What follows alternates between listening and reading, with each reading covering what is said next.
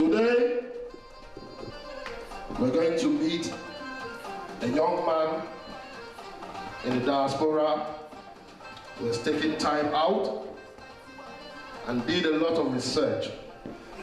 He's written a lovely book. The Diasporic Nigerian evening, this is the first one of its kind. The solution of Nigeria will come from the diaspora.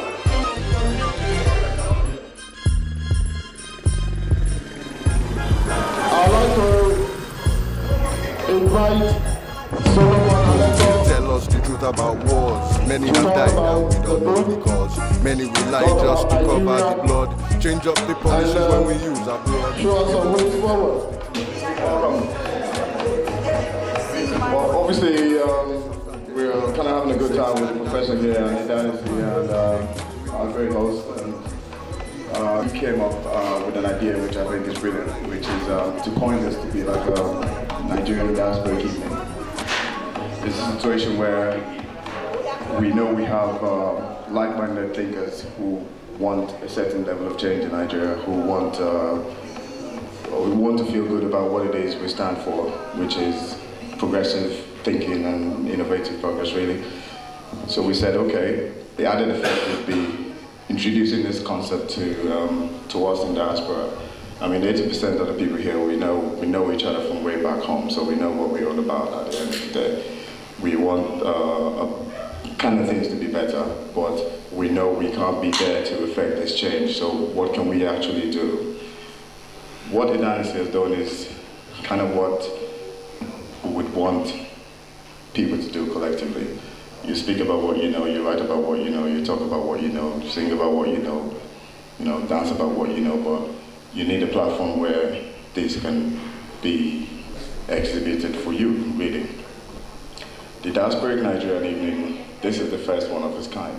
But he comes over as a man of extraordinary courage, resolution, and these qualities one meets in a lot of Nigerians, confronting really impossibly difficult situations and initially trying to deal with them, and then only at some point say, look, we've got to get out and seek a better life. And that is a terrible, terrible tragedy for Nigeria, that so many of the brightest and best are forced out. So I think it's quite noble of you, as diasporic Nigerians, to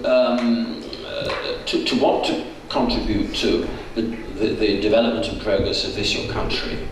I've often felt that Nigeria gains more gratitude from its citizens than it has any right to expect. Well, in this time of the centenary, as we're planning to celebrate the centenary of Nigeria, is the concept of being Nigerian first and whatever else later. It has not been very peaceful this last 100 years, but I am sure that somehow we can find a way. On an individual level, if we start to examine within ourselves, let's not worry about the other person or the other leader or the other whatever, but if we start to, within ourselves, embrace this concept of Ubuntu, but the notion of because of you, I am, which is not much different from the good old teachings of Jesus Christ, which just simply says, love your neighbor as yourself. It was a beautiful day. And because I've read the book, it's a beautiful book. Thank you. Thank you very much. Very nice day today. Yeah, nice book launch. Nice people around. Very progressive. I'm looking forward to reading the book. It's been a very, very successful evening because our expectations were based on this support, and that's what we've got today, Hello Africa, my name is Mark, I'm Zambian, and really enjoyed this night. It's a great book, and we had great people around, so really been a good evening. Thank you. Thank you very much. We like seeing our African brothers. Yeah. Hope we'll see you at the future events. Okay. It's been a lovely evening. Hopefully Idanasi has enjoyed it. He's experienced what he was hoping to gain out of it. The book sounds like a great book. I'll advise you to buy it if you can. Have a good read and spread the word. I'd like to introduce a gentleman from Kenya. We're just sharing stories about the problems of Africa. So if you'd like to introduce yourself, sir, and tell us what you think about today. My name is Clement Mwatsama, a retired civil servant from the Republic of Kenya. I think the occasion tonight was very inspiring, well organized, and we had a very good presentation, and I was very encouraged by the author of this book. And I think it is time that Africa should rise to the occasion and inspire the unsung heroes from the communities. There are many people who have got a lot of lives to share with the rest of the world, but we don't give them the opportunity. So Dennis has given us the first impression of how to celebrate unsung heroes in our own societies. So if from here we can take a leaf and bring out all the women and men of integrity in the various villages and communities of Africa, then we shall do ourselves a lot of justice. Thank you very much, and God bless you all. We've got the man of the day. The man of the day here. What do you think about today? I just want to say thank you to everyone who came out. It was a very wonderful night. Thank you for all the support I've received in the UK. So far, it's been a wonderful week, and I hope we continue to do more of this in the future. And I hope, I just pray people get a chance to read the book. It's a wonderful read. You won't regret it. Thank you so much. Thanks. I think it was very interesting. I think one of the things you said was about the book. It was almost like you're reading a story of yourself. And I think I haven't read the book yet, but I think that's a bit that Professor Peel mentioned about the Nigerian diaspora having to leave Nigeria for all kinds of different reasons. And I think that's what touched me more than anything, about everyone's story. Everyone in this room here has got his own story, and probably the book will probably reflect that in some way. I thought it was a really interesting day and a really interesting book. So.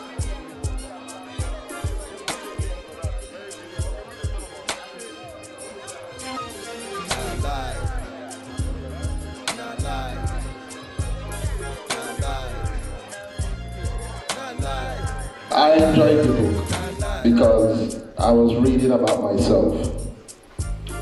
I read about a gentleman, a fine gentleman, who pretty much set his values very early in life. And that was learned from his father. He believed in hard work. He believed in learning. He believed in being fair. He was a great athlete, but most of all, he believed in God. And God played a very important part in his life throughout the book.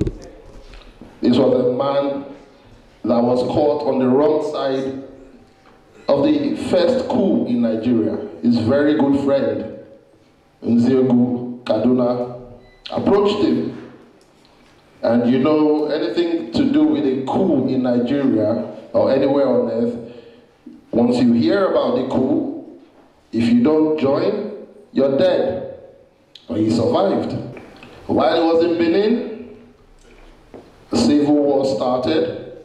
Himself and the then Major Ogbemudia hid for days using their military experience and the experience of fighting in the Congo. Basically, all through this book, you will see how Major Odiwo survived against all odds. But the most fascinating part of it is that he gave praise and thanks to the Almighty. Growing up in Benin, I used to go to Dennis's house a lot. His dad is a friend of my dad, and is some guy that I hold in high regard because we knew a little bit about his involvement in the army and what he went through, but we didn't really get the full gist as to why he wasn't in the army again. He's a very interesting character, if any of you have met Mr. Odiwo. So we used to go there and sit down under this big mango tree behind his house, and he used to come out and really tell us a lot about his life in such a way that we could be there for hours, and this guy would crack us up, honestly, just make you really, really, really laugh. And I've always wondered what happened, what really went down with Major Odibo, I never really got a chance to find out, but I left it. Because he was such a funny guy, it's one of those things you don't forget. So when Idanis said he's written this book called The State of Now, he co-wrote it with his dad, I thought, well, I have to read it. Not just to balance things in my brain, but to really, really know exactly what this guy went through as in the army. The book, The State and I, doesn't just talk about his dad's life. It talks about our lives, experiences we've had in Nigeria, and things we've actually gone through. Very interesting because we had some knowledgeable people speaking, and you got an insight, for instance, of a white man in Nigeria or a Westerner in Nigeria, and you get that insight as well. So it was very interesting. And then obviously, Denison is a very good friend of mine because we all grew up together in Benin City. So it's very enlightening. You also get a chance to meet some of our old friends from back in the days. So it's been a very wonderful, enjoyable day. I always heard a lot of stories that friends that visited the house always came back to say, oh, this is what Idanis's dad was, gisting us and all that. So even getting an insight from the professor, I'm looking forward to read the book. At least I believe it's a very interesting book, so I'm really looking forward to it. And I think everyone out there should, grab a copy. It must be great. Thank you. Fantastic job. His dad has done a great job in giving us that courage to at least write about what we know.